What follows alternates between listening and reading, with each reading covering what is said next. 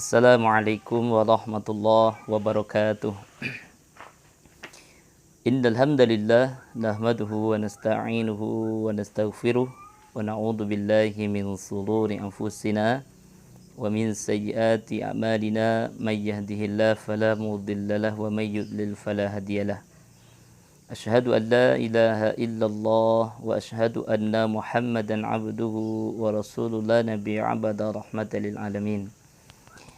Hadirin kaum muslimin dan muslimat rahimakumullah, alhamdulillah kita bersyukur kepada Allah Azza wa Jal atas limpahan nikmat yang Allah berikan kepada kita sampai saat ini.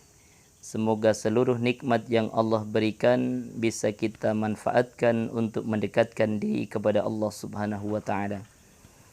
Salawat kepada Rasulullah sallallahu alaihi wasallam. Semoga kita termasuk umat beliau yang istiqomah dalam menjalankan sunnah-sunnahnya. Dan semoga kita mendapatkan syafaat ketika di yaumil akhir. Hadirin kaum muslimin wal muslimat dimanapun berada, pada kesempatan yang berbahagia ini untuk mengisi kajian rutin sore menjelang berbuka bersama PKS Darmasraya, maka kita sama-sama belajar tentang ma'rifatullah, bagaimana kita mengenal Allah Subhanahu wa taala dengan berbagai bentuk ciptaannya, dalam bentuk ibadah dan dalam bentuk sifat-sifat Allah Subhanahu wa taala. Yang pertama, kita bisa mengenal Allah Subhanahu wa taala dari rububiyah, mendekatkan, mengenal Allah Subhanahu wa taala dari seluruh ciptaan yang ada di sekitar kita. Ketika kita melihat laut, bahwa kita ingat bahwa Allah yang menciptakan. Kita melihat gunung, Allah Subhanahu wa taala yang menciptakan. Dan ketika kita melihat langit, bintang, bulan, kita ingat Allah Subhanahu wa taala.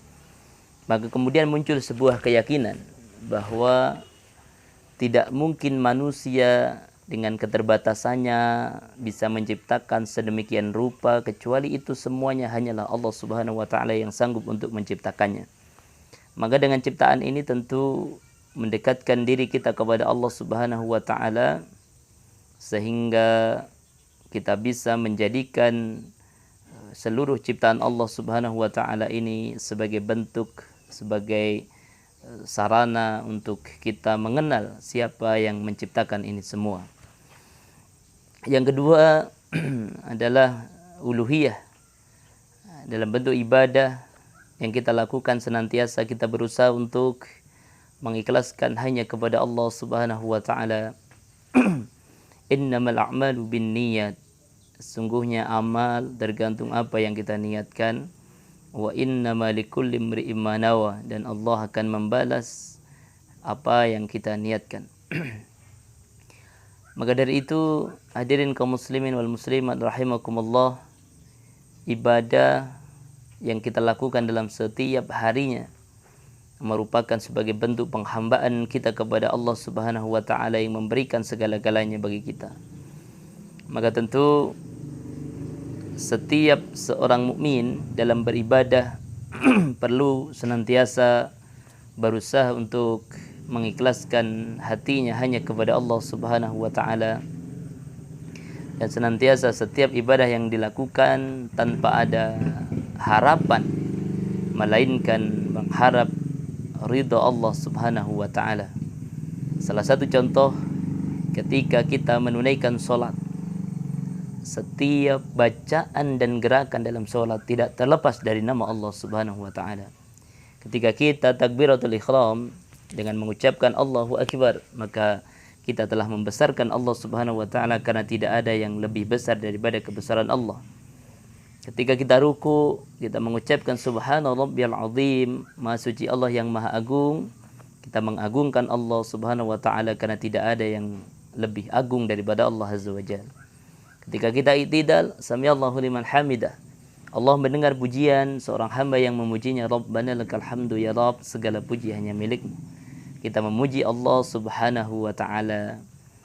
Ketika kita sujud, subhana rabbiyal a'la wa bihamdi, maha suci Allah yang maha tinggi. Dan kita meninggikan Allah karena tidak ada yang lebih tinggi daripada ketinggian Allah Subhanahu wa ta'ala. Di saat kita duduk, kita juga berdoa kepada Allah Azza wa Jalla. Rabbighfirli warhamni wajburni warfa'ni warzuqni wahdini wa'afini wa'fu'anni. Rabbighfirli, kita minta ampunan kepada Allah. Warhamni, minta belas kasih. Wajburni, minta cukupkan kebutuhan kita. Warfa'ni, minta diangkat derajat. Warzuqni, minta diberikan rezeki. Wahdini, minta petunjuk. Wa'afini, minta kesehatan. Wa'fu'anni, kembali minta maaf kepada Allah. Kalau demikian bacaan dalam solat kita semuanya tidak terlepas dari menyebut nama Allah Subhanahu wa ta'ala, maka konsekuensinya di dalam Al-Quran, wa aqimus salat inna salata tanha 'anil fahsya'i wal munkar, dirikanlah solat, sesungguhnya solat mencegah perbuatan keji dan mungkar. Maka sebuah jaminan sebenarnya ketika seseorang solatnya sudah baik, solatnya sudah didirikan, solatnya sudah benar, maka insya Allah akan mampu menjaga perbuatan keji dan mungkar dalam kehidupan kita.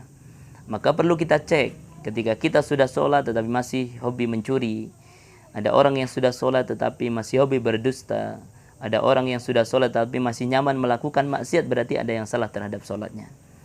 Maka tahapan-tahapan ini yang terus kita coba perbaiki sehingga ibadah-ibadah kita yang senantiasa sandaran kita hanya kepada Allah Subhanahu wa ta'ala, sehingga menjadi nilai pahala dan menjadi pemberat timbangan kebaikan di akhirat kelak.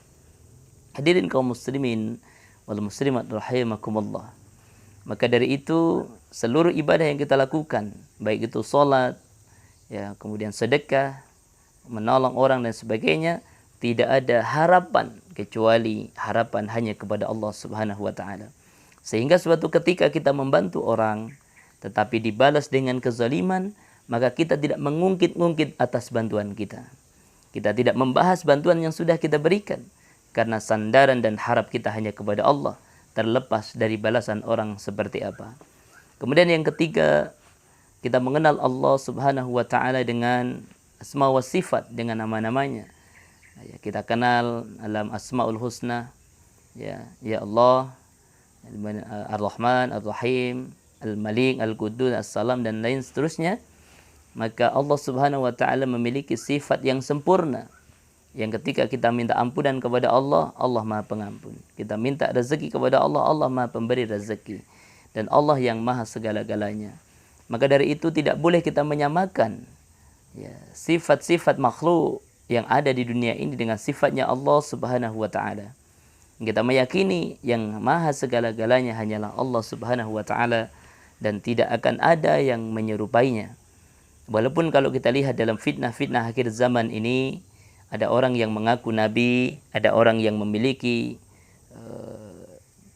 disebut dengan mukjizat padahal bukan mukjizat, ada orang yang memiliki kesaktian padahal dia tidak sakti, hanya dengan merubah barang, hanya dengan mengadakan barang yang tidak ada menjadi ada. Maka orang-orang meyakini bahwa itulah Tuhan yang turun ke bumi, Dajjal muncul, Tuhan turun ke bumi dan sebagainya. Maka ini menandakan lemahnya akidah kita kepada Allah Subhanahu wa ta'ala. Maka dari itu ketika kita penuh mengenal Allah Subhanahu wa ta'ala dengan rububiyahnya, dengan uluhiyahnya, kemudian dengan asma wa sifat, maka insya Allah begitu Allah menjamin dalam kehidupan kita, innal ladzina qalu rabbunallah tsumma istaqamu fala khaufun 'alaihim wa lahum yahzanun. Sesungguhnya mereka mengatakan rabbunallah dan beristiqomah, maka Allah, jaminan dari Allah, Allah akan menjauhkan kekhawatiran dan kewaswasan dalam kehidupan. Hadirin kaum muslimin dan muslimat rahimakumullah, itu yang bisa kita sampaikan di kajian singkat ini. Mudah-mudahan bermanfaat bagi kita dan menjadi asbab hidayah bagi kita, dan senantiasa menjadi asbab kedekatan kita dengan Allah Subhanahu wa ta'ala. Selamat berbuka puasa, mudah-mudahan Allah berikan keberkahan di setiap makanan yang kita nikmati. Afaminkum al-hukmu rabbik fala takunanna minal mumtarin.